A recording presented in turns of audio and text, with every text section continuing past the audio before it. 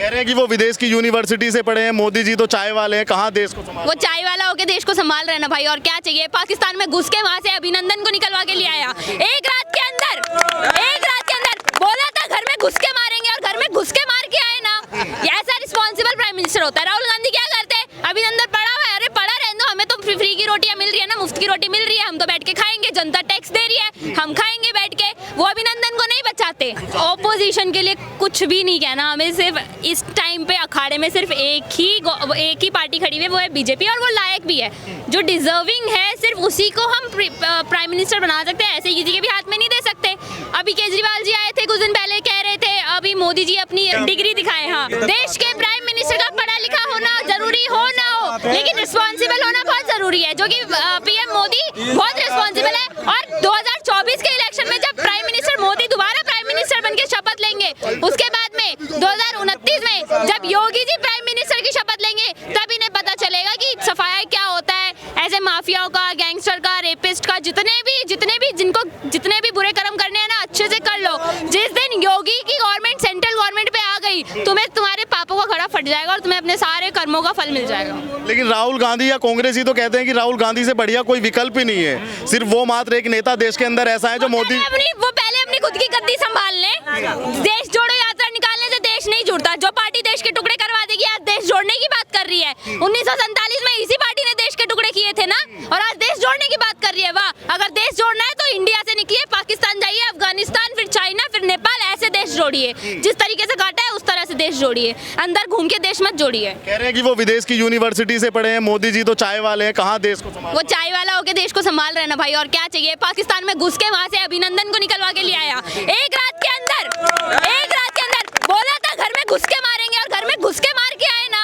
ये ऐसा responsible prime minister होता है। राहुल गांधी क्या करते हैं, अभिनंदन पड़ा हुआ है, अरे पड़ा रहने दो, हमें तो फ्री की रोटियां मिल रही है ना, मुफ्त की रोटी मिल रही है, हम तो बैठ के खाएंगे, जनता टैक्स दे रही है, हम खाएंगे बैठ के। वो अभिनंदन को नहीं बचाते, वो कुछ भी नहीं करते, हाथ पे हाथ धरे बैठे रह जाते। बस मैं एक टाइम की कह सकती हूँ कि अगर राजीव गांधी होते ना, अगर इंदिरा गांधी होती, तो वो एक टाइम को फिर भी अभिनंदन को बचा लेते, लेकिन राहुल गांधी नहीं बचा सकते। राहुल गांधी भरोसा नहीं है उनपे। मैं देखो अभी 19 साल की हूँ, नई जनरेशन है हमारी। अकॉर्डिंग टू न्यू जनरेशन, सिर्फ एक रिस्पॉन्सिबल प्राइम मिनिस्टर ही देश को संभाल सकता है। राहुल गांधी नहीं संभाल सकता, उन्हें खुद नहीं पता होता वो बोल क्या रहे हैं, कहना क्या चाहते हैं, बोल क्या रहे हैं। ऐसी मोदी जी में क्या क्वालिटी लगी कि आप तीसरी बार भी उनको प्रधानमंत्री बनाने के लिए तैयार? बिल्कुल तैयार है। देखिए, आज से 1 साल पहले मैं अकॉर्डिंग टू लॉ मैं 18 साल की नहीं थी, वोट नहीं दे सकती थी, लेकिन अब वोट दे सकती हूँ। और मैं साफ कह रही हूँ, 2024 के इलेक्शन में बीजेपी ही आएगी।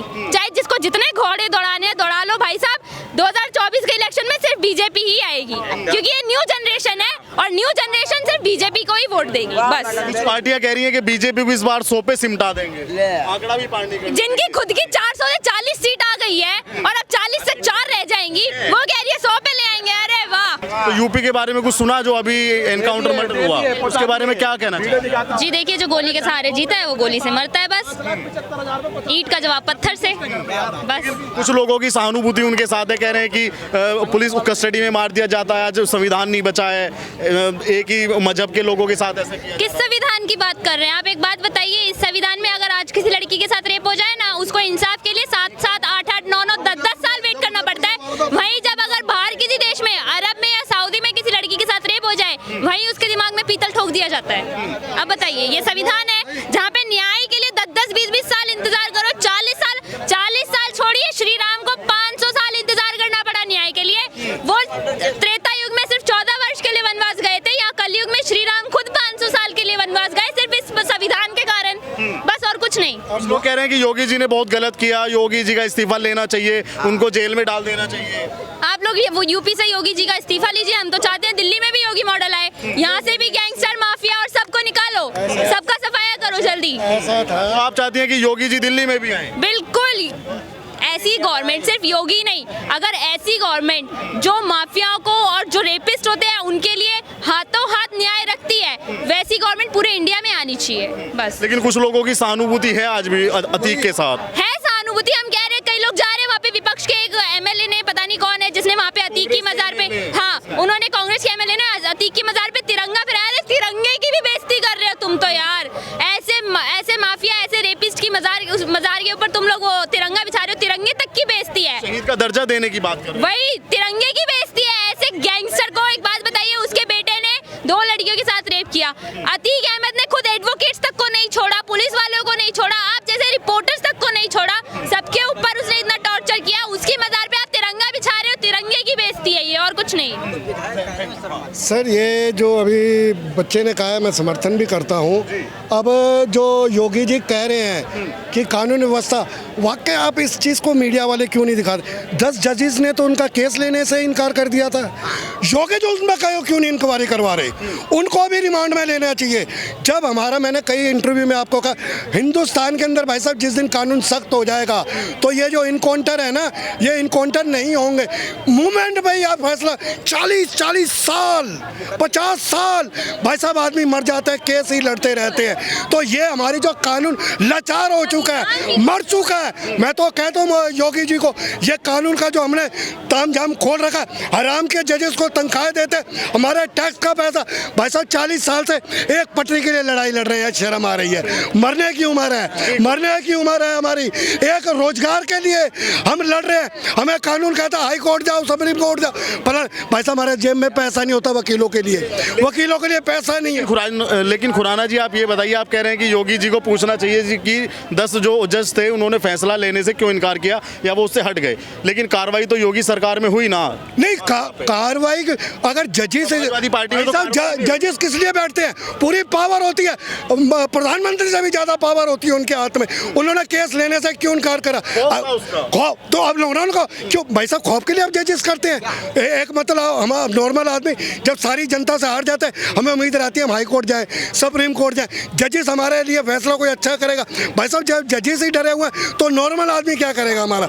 ये देखिए ना, आप देंगे इनकी बात को? क्या योगी जी इस पे कार्रवाई करवाएंगे? करनी चाहिए। जिसने क्यों फैसला नहीं दिया? इन जजेस को योगी जी ने कार्रवाई करवा दी है। जिन पुलिस वालों के बीच में अतीक का मतलब गोली मारी गई, उनमें से 5 पुलिस कर्मियों को सस्पेंड कर दिया है। देखिए मैं संतुष्टि नहीं हूँ। अब ये 10 जजेस है, इनके भी रिमांड में लेना चाहिए, इनको भी सजाएं होनी चाहिए। इनको भाई साहब हराम की सैलरी खाते हैं ये लोग, सिर्फ जो जनता के टाइम खराब करते हैं। हम लोग जो अदालतों में जाते हैं पहले तो वकील ही मांगते हैं 2000। भाई साहब एक गरीब, मैं आपको बार बार बोल रहा हूँ, अभी आप सुरोई नगर मार्केट में जाइए, कल हमने सुदर्शन टीवी को बुलाया था, वहाँ माफिया, ये तो छोटी मछली है जनाब, जो बांग्लादेशियों ने सरकारी जमीनों पर कब्जा कर लिया है। हम लोगों को रोजगार नहीं मिल रहा। ये केजरीवाल से पूछता हूँ, ये इनके बाप दादा बांग्लादेशी है, हम लोग भारत के नागरिक हैं, हमें रोजगार नहीं मिल रहा। अपने वोट बैंक के लिए भाई साहब सब सरकारें करती हैं जो भी कुछ करती है। जय हिंद, जय भारत। आप क्या कहना चाहेंगे? जो ये सर कह रहे हैं, इनकी बात को आपने सुना कि जजेस पे भी कार्रवाई? संविधान की बात कर रहे हो ना आप? है उस दिन संविधान कहाँ गया था जब नारे लग रहे थे सरसनते जुदा? हाँ नहीं, उस दिन संविधान कहाँ गया था? अपने पे पड़ती है तो संविधान याद आ जाता है। और जब उसकी वो टेलर की वो उदयपुर में गर्दन काटी थी पीछे से, तब संविधान नजर नहीं आया था। महाराष्ट्र में नासिक में गर्दन काटी थी, तब संविधान नजर नहीं आया था। एक इनका मरता है तो सारे संविधान नजर आ जाते हैं। हम तो संविधान को मानने वाले हैं, बाबा साहेब को मानने वाले हैं। 4 दिन बाद बाबा साहब वाले बंदों को ही मारते पीटते फिरते हैं, बाबा साहब को भी गालियाँ देते हैं। इनका जहाँ देखते ना, जहाँ हमारा भला है तब तो हमें बिल्कुल हमारी चलेगी, और जहाँ इनको कुछ चोट पड़ गई वहाँ संविधान याद आ जाता है। संविधान सर कह रहे हैं कि सरकार ने गलत किया है जो यूपी में हुआ है। सरकार ने क्या गलत किया है? सरकार ने वो जानबूझ के करवाया सारा कांड। चलो जानबूझ के करवाया तो वही तो एक सफाई है। जानबूझ के तो विपक्ष भी करवा सकते हैं। राम मंदिर का फैसला आया था जानबूझ करके, अब क्यों आ गया? अब क्यों आ गया? कह रहे हैं योगी जी तानाशाही कर रहे हैं। ये तानाशाही है। तानाशाही तो इनकी तानाशाही 1976 के अंदर थी, इमरजेंसी जब लगी थी, जब आप जैसों को भी अंदर ठोक दिया था उठा करके। मैंने अपनी आंखों से देखे फाके करे इमरजेंसी में। मेरी आज 55 साल की उम्र है, समझे? उस टाइम में मैं 7-8 साल का था। रोटी खाने कमाने के भी लाले डाल दिए थे इन्होंने, वो थी तानाशाही, समझे? 4 आदमी एक जगह इकट्ठे नहीं होंगे, 144 लगा दी थी, वो थी तानाशाही।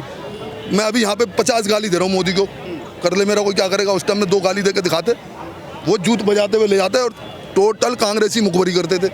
लेकिन सर उन लोगों का क्या जो कह रहे हैं अतीक जिंदाबाद, अतीक को शहीद का दर्जा मिलना चाहिए? हाँ तो वो भी जिंदाबाद हो जाएंगे एक दिन। जय श्री राम। ऐसे लोगों के खिलाफ जिंदाबाद जो है, जिंदाबाद करने से हम करें जी मोदी जिंदाबाद, तो मोदी क्या अमर हो गया क्या? ये राजनीति में हो जाते हैं कई जगह ऐसे। बिल्कुल नहीं होने चाहिए, ये मोदी अमर हो गया क्या? बिल्कुल नहीं। जो इस सृष्टि में आया है वो जाएगा, ये मृत्यु लोक है, यहाँ कोई अमर नहीं रहेगा, सबकी जिंदाबाद होनी है एक दिन। चाहते हैं कि योगी जी लेकिन जो सत्य के मार्ग पे चलेगा वही मत आएगा, अब नहीं आने वाला। अब नहीं कोई सोशल मीडिया ने ऐसी मार दी विपक्ष की, बुरा भला एक मिनट में नहीं रहा था, ओहो ये गलत है। भाई साहब मैं आप योगी जी आज सहारनपुर में कह रहे थे कि अब यूपी में नो कर्फ्यू, नो दंगा, सब कुछ उचंगा, तो ये सच्चाई तो डंडे का जोर है ना, उठा के देखो कंकड़, पत्थर तो बहुत दूर से, कंकड़ उठा के देखो, तुम्हारा कंकड़ का कंकड़ाना बना दे। तो सर सीधी बात है, डर है ये हिंदू से, एक मिनट सर मेरी बात, ये हिंदुस्तान है, ये निडर कौम है हिंदुस्तान। आप वर्ल्ड में घूम लो, सबसे निडर कौम आपको हिंदुस्तानी नजर आएगा। इसमें जब तक लठ नहीं पड़ेगा तब तक, देखा नहीं ये कोरोना काल में घूम रहे थे और जहां सूतना शुरू करा सारे घर के अंदर, ये बिना डंडे का यार नहीं है। हम कहीं भी थूक देते हैं, कहीं भी बीड़ी सिगरेट फेंक देते हैं, इस पर लगाओ भी 2-2 हज़ार 5-5 हज़ार जुर्माना और 2-4 पीटो, ये जिंदगी में नहीं ये ठूकेंगे और ना ये टोटा फेंकेंगे। जैसे असद का एनकाउंटर जो है ना, ये डर होना चाहिए, कानून का डर होना चाहिए, प्रशासन का डर होना चाहिए। एक दूसरे का, मैं भाई साहब के ऊपर हाथ उठाने से पहले 100 बार सोचूं, समझे?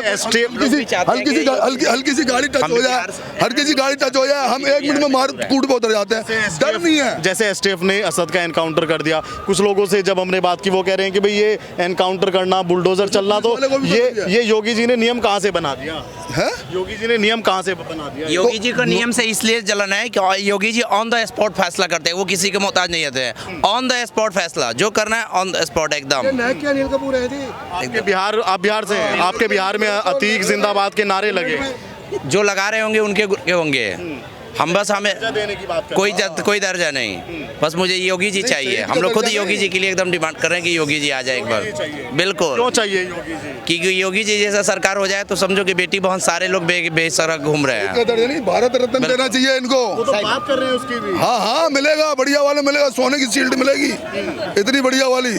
तब तक इंतजार करना पड़ेगा योगी जी को केंद्र में आने के लिए, तब मिलेगा। योगी जी केंद्र में जब आएंगे तब हाँ, सोने की शील्ड देंगे, बढ़िया वाली करके ये लो। अतीक अहमद जी को इसलिए मिल रही है कि क्योंकि जहां भी वो सपा की जो सरकार थी, जो उनके जो दल बदल में चल रहे थे, जो उनके छत्र छाया में पल रहे थे ना, उनको इस बात की जलन है कि ये तो गया तो कम से कम इसकी तो होनी चाहिए ना, इसलिए वो चाह रहे हैं कि उसको ये चीज मिल पाए।